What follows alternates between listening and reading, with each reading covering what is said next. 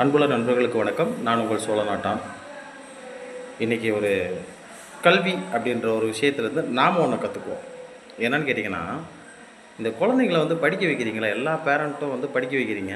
உங்கள் குழந்தைங்கள வந்து எங்கே படிக்க வைக்கணும் அப்படின்றத வந்து நீங்கள் கவனிக்கவே மாட்டேன்றீங்க. எல்லா பேருமே வந்து பார்த்திங்கன்னா, தனியார் மயமாக்கப்பட்ட அல்லது தனியார் துறைகளில் இருக்கக்கூடிய பள்ளிகளில் கொண்டு போய் சேர்க்குறீங்க. உங்கள் குழந்தைங்க எங்கே போய் படித்தாலும் சரி, அவங்க வந்து ஒரு இடத்துல தான் நிற்க போகிறாங்க. ஸோ நீங்கள் வந்து என்ன பண்ணணும் அப்படின்றதுல வந்து தெளிவாக இருங்க. இன்றைக்கி அரசு பள்ளி அப்படின்றது வந்து பார்த்திங்க அப்படின்னு சொன்னாக்கும் எந்த விதத்திலும் குறைந்ததாக இல்லை.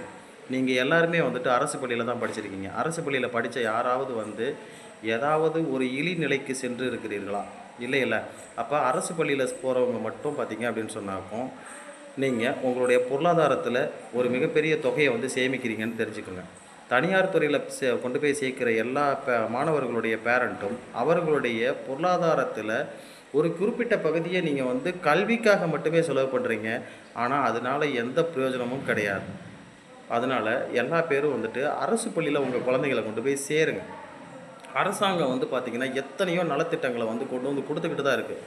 உங்களுக்கு அரசு வேலை வேணும், அரசுலேருந்து எல்லா விதமான சலுகைகளும் வேணும்.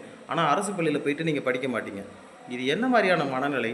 இங்கே இருக்கக்கூடியவங்களுக்கு தனியார் துறையில் நீங்கள் கொண்டு போய் சேர்க்க உங்களுடைய பொருளாதாரம் அழிஞ்சு போயிடும். மக்களை புரிஞ்சுக்கோங்க.